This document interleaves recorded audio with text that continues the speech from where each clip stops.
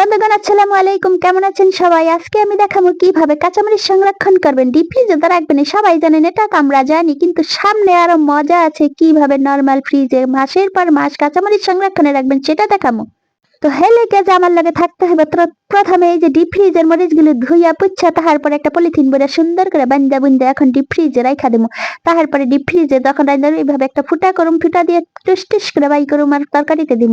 তারপরে এইবার আসেন নর্মাল ফ্রিজে কিভাবে রাখবেন। কাঁচামরিচ গুলি সুন্দর করে প্রথমে ধুইয়া তারপরে পানিটা কিন্তু শুকাই লইতে হবে।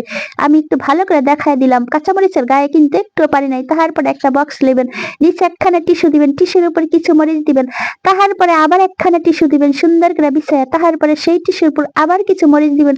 তো এইভাবে বইনেরা কতক্ষণ মরিচ দিয়ে উপরে আবার টিস্যু দিবেন, আবার উপরে মরিচ দিবেন, আবার টিস্যু দিবেন। আপনাদের বক্সটা যত বড় হয় ওরকম পাল্লায় পাল্লায় করে টিস্যু দিবেন আর মরিচ রাখবেন। তারপরে শেষ পর্যায়ে বক্সটা যখন ভরে যাবে তখন আরেকটা টিস্যু দিয়ে ঢাকনা দিয়ে ঢাকিয়ে রাখিবেন।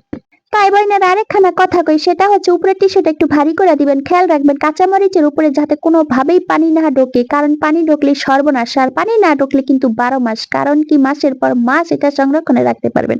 ফ্রিজে রাখার পরে খেয়াল রাখবেন কোনোভাবেই যেন পানি না লাগে কাঁচামরিচের গায়ে।